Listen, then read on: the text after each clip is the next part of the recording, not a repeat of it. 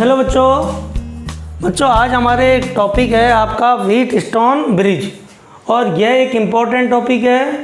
Due to this topic are mainly use in practical exam. Practical में आपके metre bridge इसी पर based experiment है और उसके अलावा भी इस पर न्यूमेरिकल प्रॉब्लम भी काफ़ी आती है, इसलिए इसको आप थोड़ा सा ढंग से समझोगे।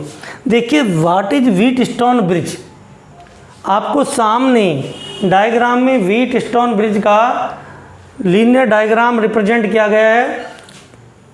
देखिए the combination of 4 resistance 1 2 3 4, the combination of 4 resistance 1 galvanometer and 1 cell.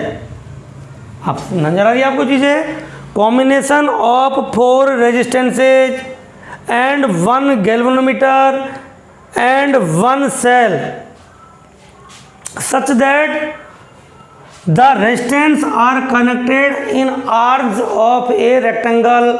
जो आपके रेजिस्टेंस हैं वो किसी भी रेक्टेंगल की जो 4 आर्म्स होती हैं उन आर्म्स में कनेक्ट है और एक डायगोनल में आपका क्या लग रहा है, गैल्वेनोमीटर, और जो दूसरा डायगोनल है उसमें क्या लग रहा है, सेल।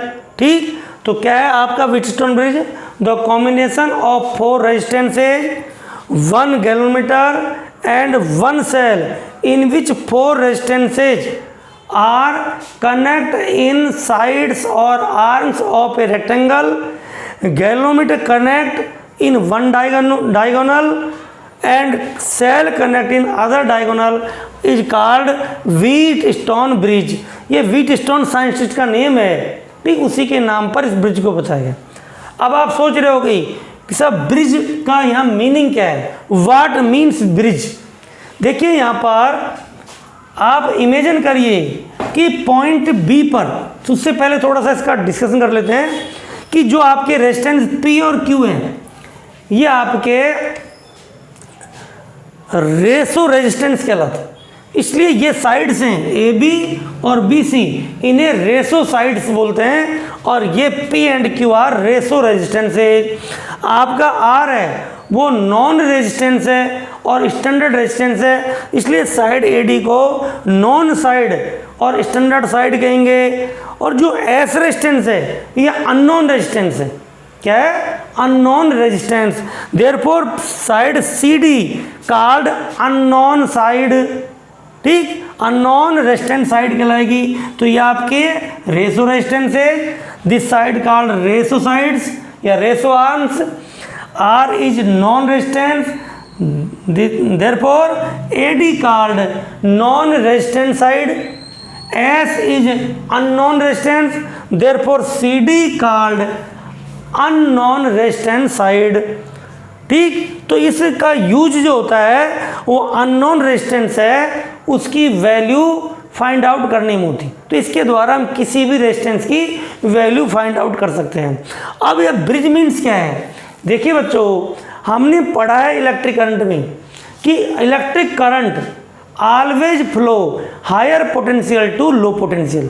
किसी भी वायर में सर्किट में हमेशा इलेक्ट्रिक करंट किधर फ्लो होगी, high electric potential to low electric potential. अब देखिए यहाँ पर हम कंडीशन लेते हैं, condition first, when V B greater than V D, अर्थात पॉइंट बी पर इलेक्ट्रिक पोटेंशियल पॉइंट डी पर इलेक्ट्रिक पोटेंशियल से ज़्यादा हो। ठीक, the electric potential at point be more than electric potential at point D, then current flow in B D direction, B to D. और galvanometer में current flow होगी और galvanometer में क्या डिफ्लेक्शन आएगा। ये आपका गैल्वेनोमीटर करंट मेजर करने का इंस्ट्रूमेंट है जिसके बारे में आगे चल के हम पढ़ाएंगे भी। सेकंड है when V B less than V D, कि electric potential at point B is less than electric potential at point D. In this condition current flow in galvanometer from D to B direction. तो current किधर चलेगी, D to B. Again deflection in galvanometer, galvanometer में फिर deflection आएगा। लेकिन third जो condition है वो इंपॉर्टेंट है, when VB is equal to VD, कि electric potential at point B is equal to electric potential at point D. In this condition there is no current flow, no current in G, galvanometer में कोई current नहीं आएगी, galvanometer no deflection position में रहेगा, zero deflection और no deflection में रहेगा। तो अब आप देखिए, यदि आप किसी रिवर के ब्रिज के ऊपर जा रहे हो तो क्या आप पानी में होके जाओगे? क्या नहीं, खूब पानी बह रहा है लेकिन ब्रिज पर पानी नहीं है, उसको आप आसानी से पार कर रहे हो। तो देखिए इस वायर में भी करंट है, इस वायर में करंट है, इस वायर में करंट है, इस वायर में करंट है, इसको टच करो आपको कोई करंट नहीं लगेगी। आप देखिए कैसी, आपका एक इंटरेस्ट वाला टॉपिक है कि देखिए इस वायर को हम इस वायर से करंट कर रहे हैं और दोनों वायरों में करंट है, लेकिन इस वायर में करंट नहीं है भाई, because electric potential at point B is equal to electric potential at point D, और due to potential same there is no current flow in diagonal BD diagonal में कोई करंट नहीं रहेगी। ठीक है, इसलिए ये ब्रिज, इस कंडीशन में ब्रिज बैलेंस में कहलाएगा। और तो ये एक इंपॉर्टेंट कंडीशन है जिसे आप ब्रिज की बैलेंस्ड कंडीशन बोलते हैं, और इस बैलेंस कंडीशन का यूज करके ही हम क्या अननोन रेजिस्टेंस की वैल्यू क्या करेंगे, डिटरमाइन करेंगे। अब अननोन रेजिस्टेंस की जो वैल्यू है उसको हम कैसे वैल्यू ज्ञात करें, उसको दो तरह से कर सकते हैं, एक आप ओम्स लॉ से और एक आपका किरचॉफ लॉ से। तो सबसे पहले हम ओम्स लॉ की बात करते हैं। ठीक, टॉपिक है आपका principle of Wheatstone bridge, principle of bridge and condition for balance of bridge, अर्थात इसका व्हीटस्टोन जो ब्रिज है उसका प्रिंसिपल क्या है और इसकी बैलेंस होने की कंडीशन क्या है। बैलेंस मीन्स जब गैल्वेनोमीटर में कोई करंट फ्लो नहीं होती है, ठीक, the condition in which there is no current flow in galvanometer of Wheatstone bridge, then the bridge called in balance condition. समझ में आया? when there is no current flow in galvanometer then bridge called in balance condition। ठीक, अब देखिए, since in balanced condition of bridge VB is equal to VD, electric potential at point B is equal to electric potential D, और minus VB is equal to minus VD, दोनों तरफ minus लगा दें। ठीक, दोनों तरफ ऐड कर दें, ये कॉमन पोटेंशियल VA दोनों तरफ ऐड कर दें, VA माइनस VD। अब VA minus VB, what is VA minus VB? Potential difference between point A and B is equal to, according to Ohm's law, I1P, V is equal to IR। Resistance को current से हम multiply करें तो आपका potential drop आ जाएगा। यहाँ से यहाँ पोटेंशियल कम क्यों हो गया? क्योंकि यहाँ पोटेंशियल ड्रॉप हुआ है। कितना ड्रॉप हुआ है? I1P। तो डिफरेंस कितना आएगा? I1P के इज इक्वल टू, तो ये क्या हो गया? I1P। इधर कितना ड्रॉप हुआ? बोलो, I2R, equation number 1।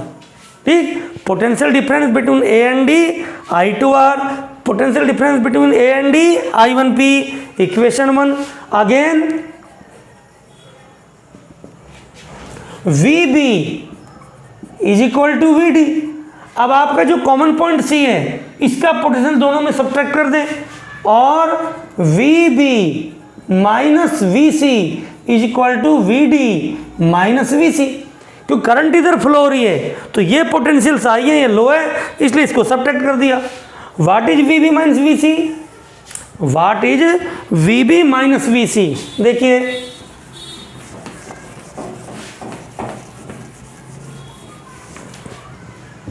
Potential drop at resistance Q,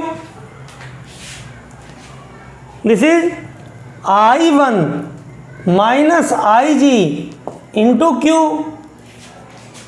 is equal to I2 plus IG into S, since IG is equal to 0। What is the condition of balance? IG is equal to 0। Galvanometer side में कोई current नहीं आएगी, therefore IG की value put करो, I1Q is equal to I2S। Equation number 2 divide equation 1 by equation 2, we get equation 1 ये रही, equation 2 I1P upon I1Q is equal to I2R upon I2S। I1 cancel, I2 cancel. What is the condition? P upon Q is equal to R upon S। Adjacent sides हैं जो आपके Wheatstone bridge की adjacent side हैं P and Q, उनके resistance का ratio जो remaining two adjacent side है उनके रेजिस्टेंस के रेशो के इक्वल हो, P upon Q is equal to R upon S. In this condition, there is no current in galvanometer and bridge called in balance. This is called the principle of Wheatstone bridge. When the resistance are in form, when the resistance of bridge such that P upon Q is equal to R upon S, then the bridge called in balanced condition. तो इस condition में क्या कहलाएंगे? Balanced condition. तो ये क्या कहलाता है आपका? Principle of Wheatstone bridge. तो ये जो प्रिंसिपल है या बैलेंस, जो ब्रिज के बैलेंस की कंडीशन है, वो हम किरचॉफ लॉ से भी डिटरमाइन कर सकते हैं। तो ये हमने ओम्स लॉ का यूज किया है, अब हम किरचॉफ लॉ का यूज करके व्हीटस्टोन ब्रिज की बैलेंस कंडीशन प्राप्त करते हैं। Now our topic is balancing condition of Wheatstone bridge using Kirchhoff's law। कई बार एग्जाम में आपको किरचॉफ लॉ से इसकी बैलेंसिंग कंडीशन या प्रिंसिपल ऑफ व्हीटस्टोन ब्रिज क्या है डराइव करवा सकता है। देखिए सपोज करो इस सेल से करंट I फ्लो हो रही है, यहाँ पर I1 current inside AB, I2 current inside AD, IG current in galvanometer. According to Kirchhoff's first law, therefore I1 minus IG current flow inside BC, क्योंकि incoming current is equal to outgoing current and IG current इधर से आएगी, I2 current इधर, therefore I2 plus IG current flow in side DC and therefore I is equal to I1 plus I2 current in point C in cell side. अब देखिए suppose the resistance of galvanometer is G, resistance of galvanometer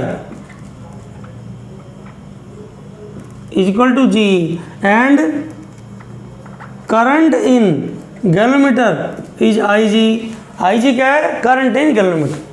और जब आपका bridge balance में होगा उस condition में IG क्या हो जाएगी? 0। ठीक, अब हमारे पास फर्स्ट लूप ये ले लें, किरचॉफ वोल्टेज लॉ लगाएंगे, और सेकंड लूप ये लेते हैं, तो हम लिखेंगे इन लूप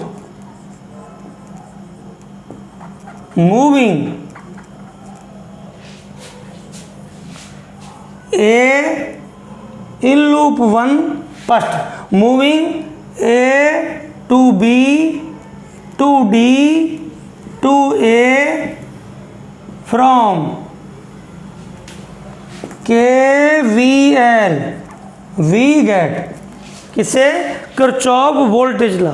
इस लूप में हम इधर रोटेट हो रहे हैं और क्या किरचॉफ लॉ को अप्लाई करेंगे। तो हमने देखा था कि यदि आप रेजिस्टेंस पर करंट की डायरेक्शन में मूव हो रहे हो तो आपका पोटेंशियल ड्रॉप क्या होगा, नेगेटिव, और रेजिस्टेंस के अपोजिट हो तो पॉजिटिव। तो यहाँ ए टू बी देखिए, हम करंट की डायरेक्शन में जा रहे हैं इसलिए minus I1P।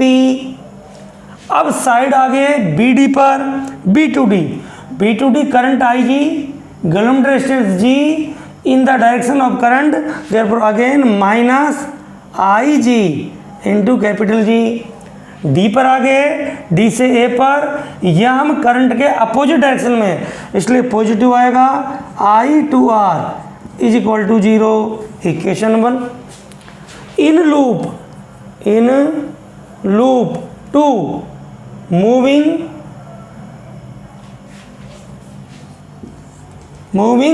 B to C, C to D, D to B from KVL Kirchhoff voltage law V get. सबसे पहले डायरेक्शन BC पर, तो करंट कितनी है, हम करंट की डायरेक्शन में, इसलिए I1 माइनस IG माइनस में होगा इंटू Q। इसमें हम करंट के अपोजिट आ रहे हैं तो प्लस होगा, plus I2 plus IG into S। इसमें हम करंट के अपोजिट प्लस होगा, plus IG into capital G is equal to 0, equation number 2। अब देखिए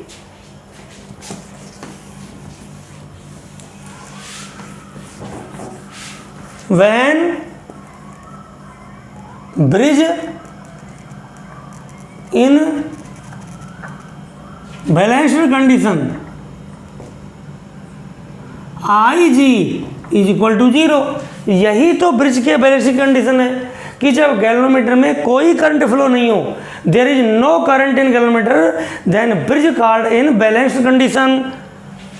therefore from equation 1 and 2 we get, equation 1 में IG की जगह वैल्यू क्या रखें 0, तो minus I1P is equal to plus I2R is equal to 0 और I1P is equal to I2R, equation number 3।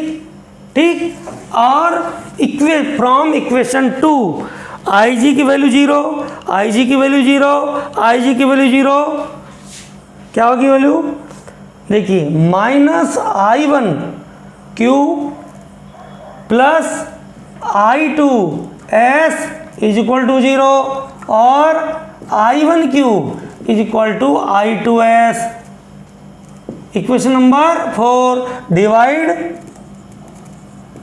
Equation 3 by equation 4 we get. Equation 3 को equation 4 से क्या कर दें, डिवाइड करें। तो देखिए इक्वेशन 3 ये रहा, इक्वेशन 4 ये रहा, तो I1P upon I1Q is equal to I2R upon I2S। I1 cancel, I2 cancel, P upon Q is equal to R upon S। This is the balanced condition of Wheatstone bridge, और in other way the principle of Wheatstone bridge. इस तरह से हमने Ohm's law से भी और Kirchhoff law से भी व्हीटस्टोन ब्रिज की बैलेंस्ड जो कंडीशन है उसको हमने क्या बताया है। अब देखिए इस व्हीटस्टोन ब्रिज के आधार पर 3 इंस्ट्रूमेंट होते हैं, एक होता है मीटर ब्रिज, एक कैरी फॉस्टर ब्रिज और पोस्ट ऑफिस बॉक्स।